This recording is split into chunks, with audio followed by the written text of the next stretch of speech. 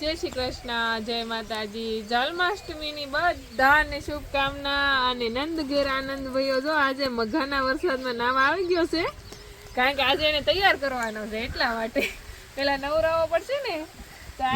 અત્યારમાં જો આપણે શરૂ વરસાદ છે ને, શરૂ વરસાદમાં આપણે એને ધાબા ઉપર લઈને આવ્યા અને એને કાનાને નવરાવવાનો છે. હા, નવરાવી અને આજે તો નવા નવા કપડા પહેરશે કાનો.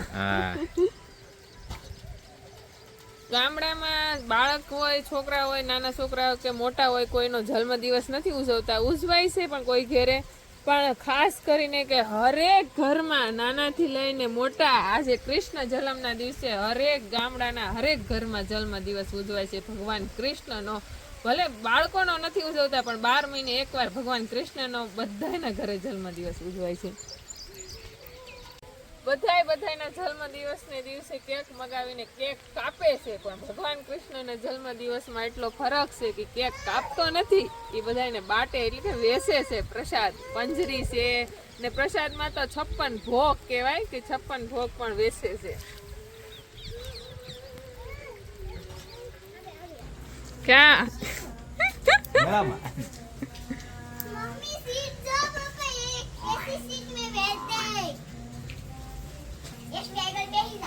યશવી તારા આગળ બેહવાન છે. યશવીન સપલા ધોરાય. શુભમ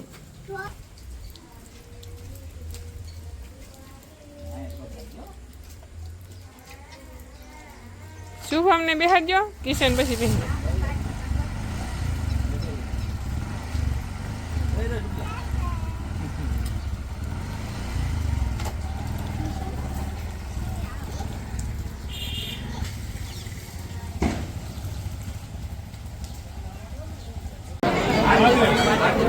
આપણે આવી ગયા છીએ ભૂતનાથ મહાદેવ અને મંદિરે તો ફૂલ ટ્રાફિક છે એટલે આપણે કંઈ દર્શન કરી નહીં શકીએ, એટલે આપણે અહીંથી બહારથી દર્શન કરી લઈએ.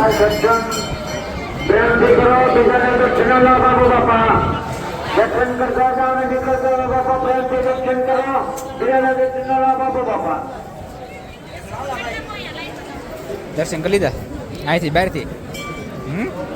તો આ બધાને આપણે લેવા છે આજે મેળો કરવા માટે.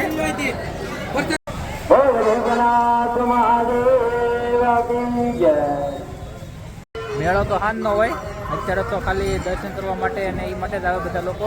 પણ આઈટમ છે કે આખો દી મેળા જેવું જ રહે અહીંયા વાતાવરણ. તો આપણે કંઈ હાંજના ન આવીએ છીએ, માલ એવું જોવાનું હોય તો. અત્યારે બધા છોકરાને આપણે જો મેળો કરવા માટે લેવા છીએ, તો રમકડા બમકડા એવું લઈ દેવું ને અહીંયા આટો મરાવી. અહીંયા બધી વસ્તુ મળે આમ તો રમકડાની બાળકોને.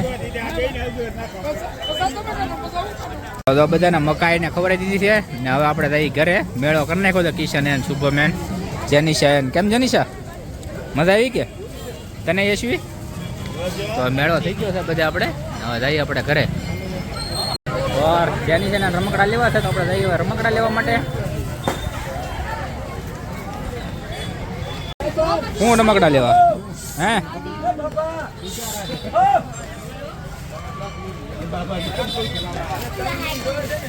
એવું છે? કેવું રમકડું લેવું? રેલગાડી બીજું?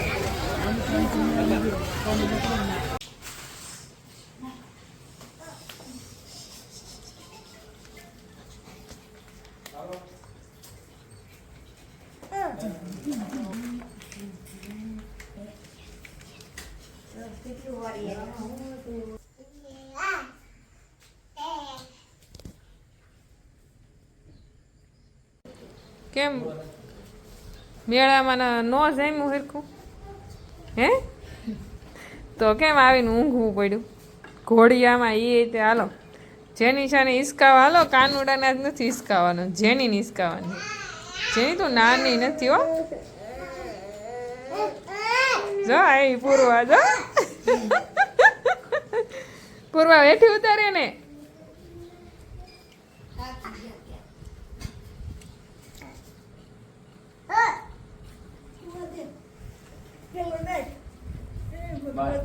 શું કરે પૂર્વા? જવો કાનો નથી. તો બધા મેળામાં જઈએ, એવા જન્માષ્ટમી ઉજવીએ, એવા બધા મેળામાં ગયા એટલે છોકરાઓને તો બીજું શું હોય કે ભાઈ મેળો થઈ ગયો એટલે જન્માષ્ટમી થઈ ગઈ. પણ વાટે છે જી મટકીની, તો હવે વરસાદ મટકી ફોડવા દે તો શરૂ છે વરસાદ કા આખો દી શરૂ કર. અને હું અને બા જન્માષ્ટમી રહ્યા છે. હવે ફરાળ કરવા બેસ્યું. સવાર દિવસની વાત હતી, કારણ કે છોકરાઓ તો જન્માષ્ટમી મનાવવા માટે વહેલા નાહી ધોઈને ત્યાર થઈને નીકળીએ કે, પણ આપણે ઘરે તો કામ હોય બધું પૂરવા. ગાયું પણ મસ્ત જો ખાઈ પીને બપોરના ટાઈમે બેસી ગઈ છે. અને જેની શા આવીને થાકી ગઈ એટલે ઘોડી આમ હુઈ ગઈ છે. બાકી બધા દોડે છે, રજા છે એટલે.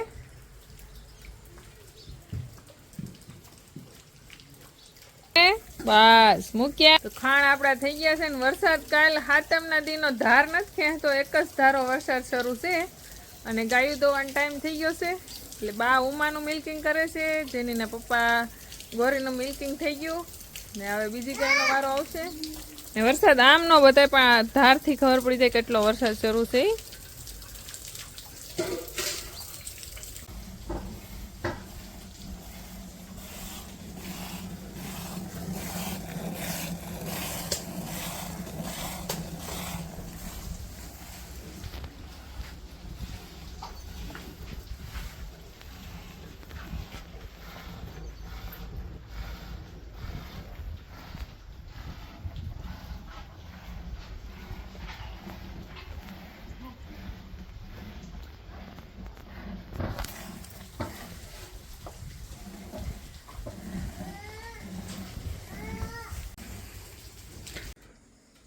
તો આપણે લક્ષ્મી ગાય દોવાઈ ગઈ છે. લક્ષ્મી ગાયનું આખું દૂધ કૃષ્ણ ભગવાન ધરવાનું છે. રોજ તો સવાર સાંજ જ ધરી હતી. આજે જન્માષ્ટમી છે એટલે દોય અને તરત ધરી દઈ.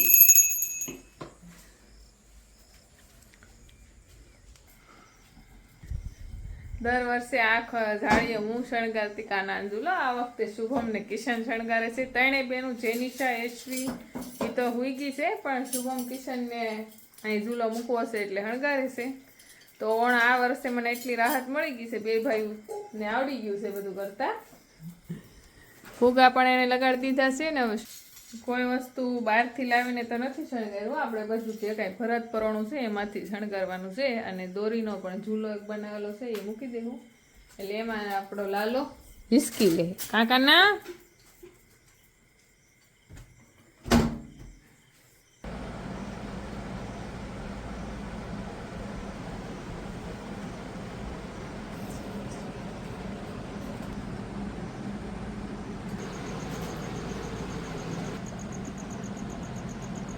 કૃષ્ણ ભગવાનનું સિંહાસન તૈયાર કરી નાખ્યું છે મેં અને શુભમે.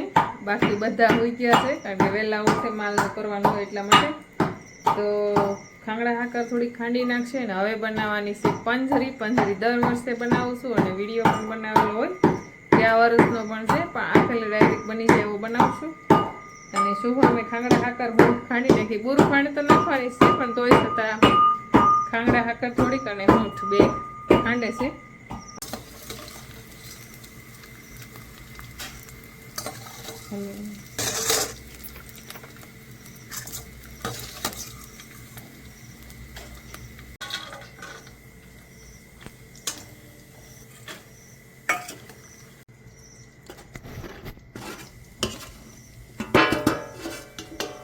ચમચા છે.